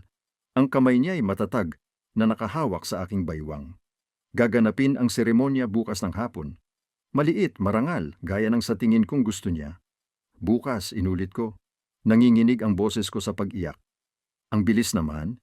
Nabanggit mo na ayaw niyang mag-abala, ang sagot niya, habang ginagabayan niya ako papunta sa nakahandang kotse, kung saan nakatayo si Marco at nakaupo na si Jaime sa kanyang upuan. At inisip ko na marahil mas madali para sa inyong dalawa ang isang malinis na paghihiwalay. Tama siya, siyempre. Praktikal na praktikal ang nanay ko pagdating sa kamatayan. Iginiit niyang ayaw niyang may mga taong nakatayo lang na nag-iiyak sa isang kabaong at hindi matiis ang isipin na pahabain pa ang proseso ng ilang araw na pag-iikot sa limbo ng dalamhati. Salamat, ang tanging nasabi ko. Kulang na kulang ang mga salita para sa laki ng bagay na ginagawa niya para sa amin. Hindi ko alam kung paano kita mababayaran. May dumilim sa kanyang mga mata, isang saglit na anino na mabilis na naitago. Hindi iyon ang alalahanin sa ngayon, pero isa itong alalahanin na lalo pang tumindi sa bawat gawa ng kabutihang loob, sa bawat pagpapakita ng tila walang katapusang yaman niya. Walang gumagawa ng ganito para sa isang estranghero nang hindi umaasang may kapalit. Ang tanong, ano ang gusto ni Luca Castellano sa akin? Sa amin pabalik sa bahay ng nanay ko? Hindi na niya iyon. Pinapaalalahanan ko ang sarili ko sa isang bagong tusok ng dalamhati. Naghihintay si Mrs. Vasquez na may simpleng pagkain at pakikiramay na pag-ungol. Kinuha niya si Jaime mula sa akin ng may kasanayan, nangakong paliliguan at bibigyan ng bote habang kumakain ako. Kailangan mong magpalakas, Miss Ellie, iginiit niya. Nalalo pang tumitindi ang kanyang punto dahil sa emosyon. Kailangan kanyang malakas ang munting bata. Tumango ako ng mekanikal at hinayaan kong ihatid sa mesa sa kusina kung saan hinila ni Luca ang isang upuan para sa akin. Ang pagiging pangkaraniwan ng kilos na iyon, ang kagaanan ng kanyang paggalaw sa espasyong iyon na para bang siya ay nararapat doon, ay dapat sanay nag-alarm sa akin. Sa halip, pakiramdam ko iyon lang ang tanging matibay na bagay sa isang mundong biglang naging mabatong buhangin. Kain, sabi niya na umupo sa tapat ko. Hindi iyon isang pakiusap. Pinilit kong kumagat sa sabaw na inihanda ni Mrs. Vasquez sa kamuli. Halos hindi ko namalayan ang lasa pero ang init nito ay kumalat sa aking dibdib, natutunaw ang kaunting yelong na buo doon. Ano ang mangyayari ngayon? Tanong ko makalipas ang ilang minutong katahimikan. Hinukay ng kutsara ko ang ilalim ng bakanting mangkok. Pinagmasdan ako ni Luca sa kabilang dulo ng mesa, hindi mabasa ang kanyang maitim na mga mata. Nasa sayo iyon. Sa akin, isang mapait na tawa ang lumabas sa aking lalamunan. Anong mga pagpipilian ang meron ako? Hindi ko kayang manatili rito, hindi ko kayang umalis. May anak akong pakainin, bayarin sa renta sa loob ng 2 linggo, at halos hindi sapat ang ipon para makabalik kami sa Miami. May mga pagpipilian ka, sagot niya ng kalmado. Higit pa sa inaakala mo gaya ng... Sumandal siya pasulong. Nakapatong ang kanyang mga bisig sa mesa. Magkahawak ng maluwag ang mga kamay. Napansin ko muli ang mga banayad na kapintasan ng mga kamay na iyon, ang bahagyang pagkabaling ng bukol ng hintuturo niya sa kanan, isang manipis na peklat sa likod ng kaliwang kamay niya, ang mga kamay ng isang lalaking nakaranas na ng karahasan. May alok ako sa iyo, sabi niya. Mababa ang boses kahit kami lang ang magkasama. Dinala na ni Mrs. Vasquez si Jaime sa itaas. Isang alok na tuluyang lulutas sa iyong mga suliraning pinansyal. Bumilis ang tibok ng puso ko, namula ang mga pisngi ko. Hindi ako binebenta, Ginoong Castellano. Gumalaw ng bahagya ang sulok ng kanyang bibig, hindi lubos ng ngiti. Hindi ako nasa negosyo ng pagbili ng tao, Ellie. Kung ganoon, ano nga ba talaga ang iminumungkahi mo? Tumahimik siya sandali, hindi umiwas ang kanyang tingin. Gusto kong kayo ni Jaime ay sumama sa akin sa New York. Nanatiling nakabitin sa hangin ang pahayag sa pagitan namin, simple ngunit puno ng mga implikasyon. Bakit? Ang tanong ko, halos pabulong ang boses. Dahil kaya kitang suportahan kayong dalawa, ang sagot niya na parabang pinakanatural na bagay sa mundo. Isang tahanan, seguridad, mga oportunidad na hindi ninyo makukuha kung hindi. Bilang kapalit ng ano? Bahagyang lumambot ang kanyang ekspresyon. Ang inyong pakikisama, ang presensya ninyo sa bahay ko, ang pagkakataong mapanood ang paglaki ni Jaime. Ano ninyo kami? Mga kasama sa pamumuhay, nakakabaliw ang ideya. Parang galing sa nobelang Victorian, gusto kitang maging pamilya. Inayos niya ang mga salitang tumama sa akin na parang pisikal na suntok. Si Jaime ay anak ko. Ikaw, tumigil ka. Pinutol ko siya habang umatras ako mula sa mesa. Baliw ito. Hindi mo kami kilala. Nagkita kami 3 araw na ang nakalipas sa eroplano. At sa 3 araw na yon, sapat na ang nalaman ko ang kontra niya na natiling nakaupo kahit nakatayo na ako. Nakita ko kung paano mo inaalagaan ang anak mo, kung paano mo inasikaso ang nanay mo, kung paano mo binabata ang bigat ng responsibilidad ng walang reklamo. Nakita ko ang iyong lakas, ang iyong kahinaan, ang iyong matinding pagprotekta sa mga taong mahal mo. Hindi rin iyon sapat. Sapat na iyon para sa akin, pinutol niya, na may bahid ng talim ang boses na hindi ko pa naririnig dati. Alam ko kung ano ang gusto ko, Ellie. Palagi kong alam. At palagi mong nakukuha ang gusto mo. Hinamon ko siya habang nagsisimulang sumiklab ang galit sa gitna ng ulap ng dalamhati. Sumunod ang isang ngiti, malamig at tiyak. Oo, ang iisang pantig ay nagdulot ng panginginig sa aking gulugod. Sa sandaling iyon, nasilayan ko ang isang bagay sa ilalim ng kinis ng kanyang panlabas na anyo. Isang bagay na primal at hindi matitinag. Bakit ako? Tanong ko, tunay na nalilito. Bakit, Jaime? Pwede mo namang kunin ng kahit sino. Isang tao mula sa mundo mo. Isang taong bagay sa'yo. Ayaw ko ng iba. Pinutol niya ako, ikaw ang gusto ko. Kayong dalawa. Pero bakit? Tumayo siya noon, malambot at kontrolado ang galaw habang inililibot niya ang mesa para tumayo sa harap ko. Sa sobrang lapit niya, kinailangan kong itulak pabalik ang ulo para makatagpo ang tingin niya. Isang posisyon na nagdiin sa pagkakaiba ng aming taas, ng aming kapangyarihan. Pinaalala mo sa akin ang isang taong nawala sa akin, sabi niya, bumaba ang boses niya halos sa isang bulong. Isang batang hindi kailanman nagkaroon ng pagkakataong lumaki. Nang makita ko siya sa eroplanong iyon, may nagbago. At sa kakita nakita, pagod, mag-isa, lumalaban ng tudo para sa kanya. At alam ko na. Ano ang alam mo? Namangha ang boses ko. Itinaas niya ang kamay. Hinaplos ng kanyang mga daliri ang isang hibla ng buhok sa mukha ko ng napakabait. Ikaw ang nawawalang piraso. Ang hinahanap ko ng hindi ko alam. Mayroong isang bagay na taus-puso sa kanyang pag-amin, isang kahinaan na hindi ko inasahan mula sa kontrolado at makapangyarihang lalaking ito. Dapat sana ay naantig ako marahil. Sa halip tila tumugtog, ang mga kampana ng babala sa isip ko. Hindi mo mapapalitan ang isang nawalang bata sa pamamagitan ng anak ko, sabi ko. Habang umatras ako ng isang hakbang at hindi mo mabibili ang isang pamilyang handa na para punan ang anumang kawalan na bitbit mo. Isang kislap ng galit ang lumiit sa kanyang mga mata na agad ding nawala na para bang inimbento ko lang. Kung hindi iyan, ano nga ba ito?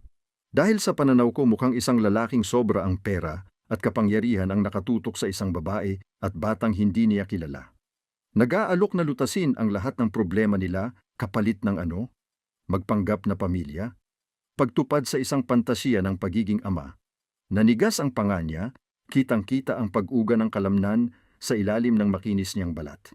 Inaalok ko sa iyo ang mas mabuting buhay, kaligtasan, seguridad, lahat ng nararapat kay Jaime. Sa anong kapalit? Pumilit ako. Ramdam ko ang matinding kabog ng puso ko sa dibdib. Lagi talagang may kapalit, Luca? Sa loob ng ilang sandali, tinitigan lang niya ako, hindi maunawaan ang kanyang ekspresyon. Pagkatapos, nang may sinadyang pagkadahan-dahan, inabot niya ang kamay sa kanyang bulsa at inilabas ang isang maliit na kahon na gawa sa velvet. Ang kapalit, wika niya. Binubuksan ito at inilalantad ang isang singsing na diamante na sumalamin sa ilaw ng kusina sa nakasisilaw nitong mga gilid. Ay kasal? Parang umikot ang mundo sa ilalim ng aking mga paa. Hindi ka maaaring seryoso, lagi akong seryoso. Muling naging matalim ang kanyang tinig, yung hindi pumapayag ng pagtutol. Gusto kita bilang aking asawa, si Jaime bilang aking anak. Isang legal na kasunduan na magbubigay sa inyong dalawa ng aking pangalan, aking proteksyon, aking pamana. Baliw ito, bulong ko. Hindi matanggal ang tingin ko sa nakasisilaw na kislap ng diamante. Hindi naman tayo magkakilala. Hindi naman tayo nagmamahalan. Pag-ibig, inulit niya, na para bang unang tikman ang salita. Isang emosyon na hindi mahulaan sa pinakamabuti at nakasisira sa pinakamalala. Nag-aalok ako ng mas maaasahan. Pangako, katapatan, yaman. Ang kasal ay hindi isang transaksyon sa negosyo, hindi ba? Ang ngiti niya ay puno ng pangunawa, halos malungkot. Sa buong kasaysayan, ang kasal ay pangunahing pagpapalitan ng seguridad para sa katapatan. Ang romantikong pananaw ay medyo bago lamang at estadistikal na hindi matatag. Tumango ako, sinusubukang alisin sa isip ko ang kanyang nakakumbinsing lohika. Kahit totoo man iyon, bakit mo gustong pakasalan ang isang estranghero? Isang waitress na walang koneksyon, walang pera, walang maiaambag sa transaksyong ito. Lumambot ang kanyang ekspresyon at ang tigas sa kanyang mga mata ay napalitan ng tila lambing. Idadala mo ang sarili mo, Ellie, ang iyong lakas, ang iyong puso, ang paraan ng pagmamahal mo sa iyong anak ng may matinding debosyon. Mga bihirang katangian ang mga ito na mas mahalaga kaysa sa anumang kayamanan o koneksyon. Nakakabighani ang sinseridad sa kanyang tinig na nagpapahirap itakwil ang kanyang alok bilang kalokohan ng isang baliw o kalkuladong hakbang ng isang mandaragit. May iba pang nangyayari rito, isang bagay na hindi ko lubos na maunawaan. At kung tatanggi ako, tanong ko, halos hindi na marinig ang boses ko. Hindi nagbago ang kanyang ekspresyon, ngunit may gumalaw sa kanyang tindig, isang banayad na pag-igting ng posibleng enerhiya. Kung ganoon, igagalang ko ang iyong desisyon. Ang gastusin sa libing, ang bayarin sa ospital ng iyong ina, ay mananatiling bayad. Babalik ka sa Miami sa buhay mo, at maghihiwalay tayo, tila makatwiran, sibilisado. Kaya bakit nanindig ang balahibo ko? Ganun lang ba, pinilit kong itanong nang may pag-aalinlangan? Lalayo ka lang? Uurong ako, maingat niyang itinama. Pero babantayan ko kayong dalawa mula sa malayo. Tiyakin kong hindi kayo kakulangin sa anumang mahalaga. Pagsusubaybay yan, napatitit ako habang umatras hanggang sa maramdaman ko ang lababo sa likod ko. Sinundan niya ako, nilapitan ng may dalawang matamang hakbang. Proteksyon yan! Mapanganib ang mundo, Ellie, lalo na para sa isang magandang babae at sa anak niyang walang ama. Ang ipinahihiwatig na banta o baka babala iyon ay nanlalamang sa pagitan namin. Bago pa ako makasagot, narinig ko ang pagtawa ni Jaime mula sa itaas, na sinundan ng malumanay na pag-aaliwalas ni Mrs. Vasquez. Kailangan niya ng ama, mahinahon na sabi ni Luca na nakatingin sa kisame. Isang lalaki para gabayan siya, protektahan siya, at ituro sa kanya kung paano mabuhay sa mundong hindi laging mabait. At iniisip mong ikaw iyon? Tanong ko, may tunay na pagkalito sa boses ko. Isang lalaking wala akong alam tungkol sa kanya? Bumalik ang kanyang pansin sa akin, matalim at nakatuon. Ano ang gusto mong malaman? Hindi ko inasahan ang tanong. Akala ko iiwas siya, hindi magbibigay ng paanyaya. Lahat? Sino ka? Ano ang ginagawa mo? Saan nanggagaling ang pera mo? Bakit kaya mong magwaldas ng libu-libong dolyar sa mga estranghero? Sa isang sandali, inakala kong tatanggi siya. Baka umatras sa likod ng pader ng malamig na kontrol na karaniwan niyang pinapanatili. Sa halip, tumango siya ng isang beses ng buong determinasyon. Ako si Luca Alessandro Castellano. Ipinanganak ako sa Sicily, lumaki sa New York. Itinayo ng ama ko ang isang imperyo sa pag-aangkat ng langis ng oliba, alak at iba pang mga kalakal na lumiliko sa buwis. Nang siya'y mamatay, minanako ang kanyang negosyo, ang kanyang mga koneksyon at ang kanyang mga kaaway. Ang klinikal na paraan ng paghahatid niya ng impormasyong ito na walang emosyon o palamuti ay lalong nakakakilabot. Nasa mafia ka, sabi ko, habang ang katotohanan iyon ay naninirahan sa akin na parang yelo sa aking mga ugat. Isang labis na pagpapasimple iyon, sagot niya na hindi kinukumpirma o tinatanggihan. Pinamamahalaan ko ang malawak na lehitimong interes sa negosyo sa iba't ibang industriya. Pinananatili ko rin ang ilang tradisyonal na ugnayan na gumagana sa labas ng karaniwang balangkas ng batas. Isang bahagyang histerikal na tawa ang sumirit mula sa aking dibdib. Napakagandang paraan iyon para sabihing, oo. Nanatiling walang emosyon ang kanyang mukha. Mahalaga ang pagkakaiba, Ellie. Ang iniaalok ko sa iyo at kay Jaime ay isang buhay sa loob ng lehitimong saklaw ng aking mundo. Ang proteksyon ng aking pangalan nang hindi kasama ang mga komplikasyon ng iba ko pang mga gawain. Hindi mo mapaghihiwalay ang mga iyon, iginiit ko, nang makuha ko muli ang boses ko. Kung ikaw nga ang akala kong ikaw, sinusundan ka ng panganib. Mga kaaway gaya ng sinabi mo at pansin ng pulis. Karahasan lahat ay pinamamahalaan ng may sukdulang pag-iingat. Ang malinis niyang tugon. Hindi matutugis ang aking asawa at anak. Naiintindihan ito ng lahat sa mundo ko. Hanggang sa hindi na, bulong ko. Mga imahe mula sa mga pelikulang krimen at mga headline ng balita ang kumislap sa isip ko hanggang sa may magdesisyon na saktan ka sa pamamagitan nila. May dumaan na kadiliman sa kanyang mukha. Isang bagay na sinauna at kakilakilabot. Sinumang susubok ay hindi mabubuhay ng sapat para pagsisiyan ito. Ang tahimik na katiyakan sa kanyang tinig ay dapat sanay ikinatakot ko. Sa halip, naramdaman ko ang isang mapanlinlang na panginginig ng iba pang bagay. Proteksyon, seguridad, ang unang ginhawa ng isang mandaragit na nanghuhuli para sa iyo sa halip na para sa sarili niya. Baliw ito, sabi ko, para sa sarili ko kaysa sa kanya. Hindi ko kayang pakasalan ang lalaking kakakilala ko lang. Isang lalaking sangkot sa anumang pinapasok mo. Baliw ito. Ganun ba? Tanong niya. Malambing na ngayon ang boses. Mas baliw pa ba kaysa bumalik sa buhay na puno ng pakikibaka at kawalang katiyakan?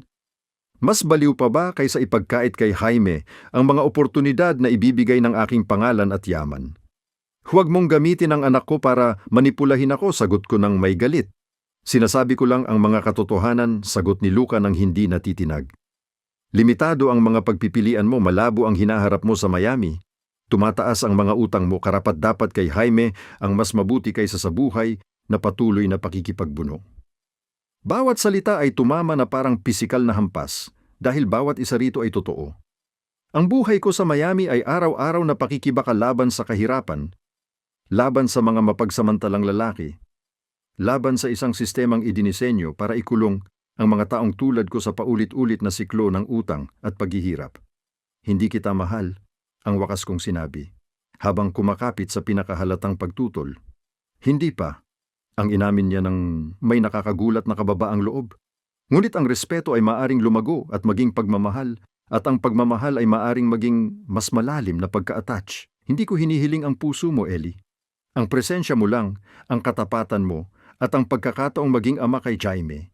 At kung hindi ito gagana, kung miserable ako, kung hindi masaya si Jaime, maaari tayong magkasundo, sabi niya, matapos ang bahagyang pag-aatubili. Mga probisyong pinansyal na titiyak na hindi kayo kakulangin sa anumang bagay, kahit pa maghiwalay tayo. Napakamakatwiran ng lahat, napakamaingat na pinag-isipan, may sagot siya sa lahat, may solusyon sa bawat problema. Maliban sa malinaw na pagkakamali ng pakikipag-asawa sa isang halos hindi mo kilala na may koneksyon sa organisadong krimen. Kailangan ko ng oras, sabi ko, na mas matatag ang boses kaysa sa nararamdaman ko. Oras para mag-isip, para iproseso ang lahat ng ito kakatapos lang mamatay ang nanay ko, Luca. Hindi ako makapagpasya ng mga desisyong magbabago ng buhay ngayon. Tiningnan niya ako ng matagal, pagkatapos ay tumango ng isang beses ng buong determinasyon. Bukas ang libing. Pagkatapos noon, bibigyan kita ng 3 araw. Pagkatapos, kailangan ko ng sagot mo. Hindi sapat ang 3 araw, kailangan sapat. Pinutol niya ako, pinal ang tono niya. Kailangan kong bumalik sa New York para sa negosyo ko. Hindi ko na pwedeng ipagpaliban pa ng matagal. Naka-open pa rin sa counter sa pagitan namin ang kahon ng singsing, sumasalamin ng diamante kahit sa anino. Inabot ito ni Luca, sinara ng may banayad na kalansing at ibinalik sa bulsa niya. Kapag handa ka na, sabi niya. Mabigat ang mga salitang iyon sa kahulugan. Sa itaas nagsimulang umiyak si Jaime, ang gutom niyang balyena ay tumatagos sa tensyon na parang kutsilyo. Tinawag ni Mrs. Vasquez pababa na kailangan siyang pakainin, ang tinig niya ay puno ng paumanhin. Sige, sabi ni Luca. Umatras siya para bigyan ako ng espasyo. Kailangan kaniya. Dumaan ako sa tabi niya, nagpapasalamat sa dahilan para makatakas sa tindi ng kanyang presensya sa bigat ng kanyang alok. Sa paanan ng hagdan, huminto ako, lumingon, at nakita ko siyang nakamasid sa akin na may parehong hindi matukoy na ekspresyon. Bakit ako? Tanong ko muli. Kailangang maunawaan. Sa dami ng mga babae sa mundo, bakit pinili mo ang katulad ko? May nagbago sa kanyang tingin, isang paglambot na nagbago sa buong mukha niya. Dahil nang matulog ka sa balikat ko, pinagkatiwalaan mo ako ng iyong kahinaan, may nabasag sa loob ko. At nang yayakapin ko si Jaime habang nagpapaalam ka sa nanay mo, may gumaling. Hindi ko na ito mailarawan ng mas malinaw kaysa doon. Ang hilaw na katapatan sa kanyang tinig ay tumimo sa akin ng mas malakas kaysa sa anumang luhikal niyang argumento o banayad na banta. Sa unang pagkakataon, nasilayan ko ang lalaki sa likod ng kapangyarihan at kontrol. Isang lalaking marahil ay kasing nag-iisa at walang patutunguhan, gaya ko sa kanyang sariling paraan. 3 araw iyon ang inamin ko, pagkatapos ay lumingon at umakyat sa hagdan patungo sa aking anak. Ang isip ko ay isang buhawi ng takot, dalamhati at isang mapanganib na ipinagbabawal na pag-asa.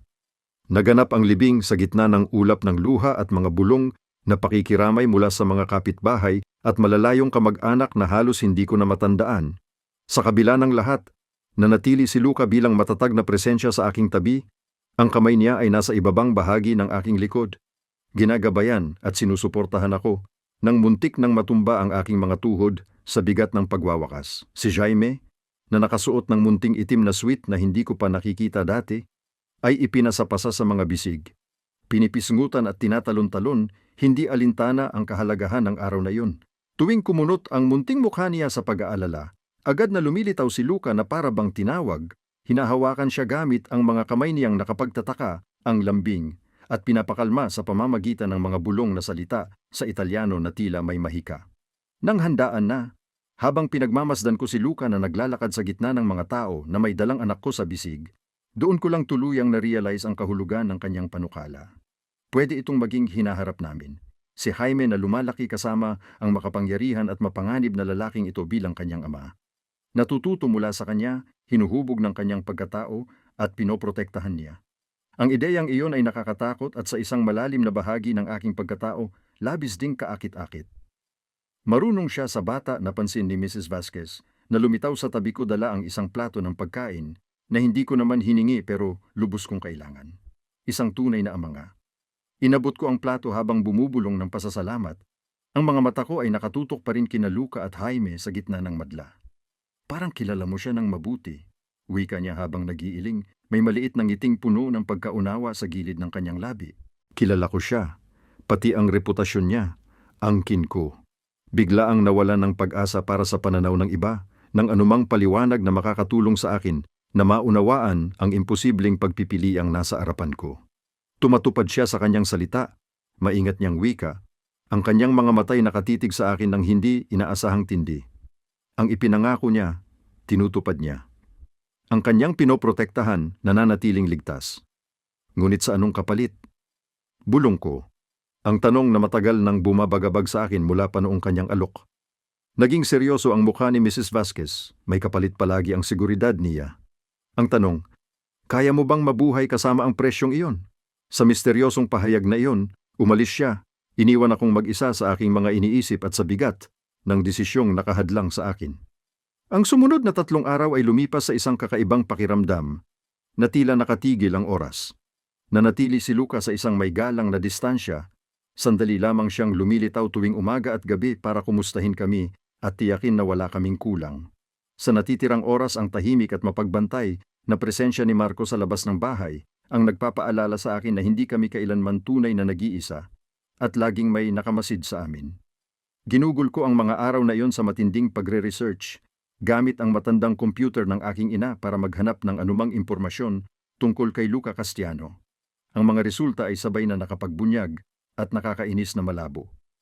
May mga pagbanggit sa kanyang mga lehitimong negosyo, import, export, real estate, isang kadena ng mga mamahaling restaurant, ngunit walang konkretong ebidensya na nag-uugnay sa kanya sa mga kriminal na gawain. Bubulong-bulong lang, mga pahiwatig, ang anino ng mas madilim na bagay sa ilalim ng mukhang disenteng panlabas. Sa ikatlong araw, habang nagsisimulang lumubog ang araw, pinipinta ang maliit na sala sa mga kulay ng amber at ginto. Narinig ko ang pamilyar ng tunog ng humihimpil na SUV sa labas. Bumilis ang tibok ng puso ko. Biglang naging pawisin ang palad ko. Si Jaime na naglalaro sa kumot sa paanan ko ay tumingin pataas ng may tunog, nagliwanag ang munting mukha niya nang makilala niya. Kahit ang sanggol ko ay alam kung sino ang dumating. Narinig ko ang katok. 3 eksaktong pagtapik na tila umalingaw-ngaw sa buong katawan ko nang buksan ko ang pinto. Nakatayo si Luca sa pintuan, mas formal ang suot kaysa sa mga nakaraang araw, nakasuot muli ng isa sa kanyang walang kapintasang Amerikana. Sa kamay niya ay isang maliit na kahon na gawa sa velvet. Hindi iyon ang dati, ngunit magkatulad. Pwede ba akong pumasok? Tanong niya. Maingat na neutral ang boses. Umatras ako. Hinayaan siyang makapasok at pinanood kong agad na hinanap ng tingin niya si Jaime sa sahig at nahanap siya. May bahagyang lumambot sa kanyang mukha sandali lang bago ito muling naging kontrolado nang tumingin siya pabalik sa akin. Nagpasya ka na? Ang sabi niya. Hindi tanong. Tumango ako, biglang nangalit ang lalamunan ko. May mga kondisyon ako. Ang bahagyang pagtaas ng kanyang kilay lang ang nagpakita ng pagkagulat. Nakikinig ako. Si Jaime ang una, sinimulan ko. Ang mga salitang inihanda ko ng ilang oras ay tuloy-tuloy na lumabas. Ang kanyang kaligtasan, ang kanyang kaligayahan, ang kanyang hinaharap. Lahat ng iyon ang mas prioridad kaysa sa anumang bagay. Siyempre, pumayag si Luca ng walang pag-aatubili. Gusto kong magkaroon ng sarili kong bank account. Ipinagpatuloy ko, pinilit kong tignan siya sa mata. Pera na akin, na ako ang may kontrol ng sapat para makalabas ako kung hindi magiging maayos ang mga bagay. Isang kisap ng kung anuman, galit, respeto ang dumaan sa kanyang mukha bago siya tumango ng isang beses, makatwiran. Ano pa? Walang kasinungalingan, sabi ko. Bahagyang naipit ang mga salita sa aking lalamunan. Hindi ko inaasahang malaman ang lahat tungkol sa iyong negosyo. Pero ang sasabihin mo sa akin ay dapat totoo. Tila napaisip siya sa kondisyong ito. Pinag-isipan niya ito ng matagal bago sumagot. Hindi kita kailanman pagsisinungalingan, Ellie. Maaring may mga bagay na hindi ko maibabahagi, pero ang ibabahagi ko ay katotohanan. Huminga ako ng malalim, hinanda ang sarili para sa pinakamahirap na kondisyon. At hindi ako makikihati sa kama mo. Hindi hanggat hindi ko pinili. Hindi hanggat walang totoong bagay sa pagitan natin. Ang katahimikan na sumunod ay nakabingi. Wala akong nabasa sa mukha ni Luca, ngunit naramdaman ko ang tensyong sumisiklab mula sa kanya. Ang maingat na kontrol na ipinapakita niya. Hinihiling mo ba ang kasal na pangalan lang? Tanong niya sa wakas, malambing ang boses. Sa ngayon, paliwanag ko, kabang tumitibok ng mabilis ang puso ko. Hindi ko sinasabing hindi kailanman, sinasabi kong hindi pa. Hindi pa hanggang kilalanin kita, hindi pa hanggang magtiwala ako sa iyo. Pinagmasdan niya ako na para bang isang walang katapusang sandali, ang kanyang maitim na mga mata ay hindi mabasa. Pagkatapos sa aking gulat, ngumiti siya, isang tunay na ngiti na nagbago sa kanyang seryosong mukha at naging halos batang lalaki. Patuloy mo akong pinapamangha, Ellie Sullivan, sabi niya, na may bahid ng paghanga sa kanyang tinig. Karamihan sa mga babae sa kalagayan mo ay wala ng lakas ng loob na magtakda ng mga kondisyon. Oo ba yan o hindi? Pilit kong tanong, ayaw maabala ng mga papuri. Oo, simpleng sagot niya. Sa lahat ng iyong mga kondisyon, isang malaking ginhawa ang dumaloy sa akin, kasunod agad ang alon ng panik. Talaga bang pumayag na akong pakasalan ang lalaking ito? Ang mapanganib at makapangyarihang estrangherong pumasok sa buhay namin na parang puwersa ng kalikasan?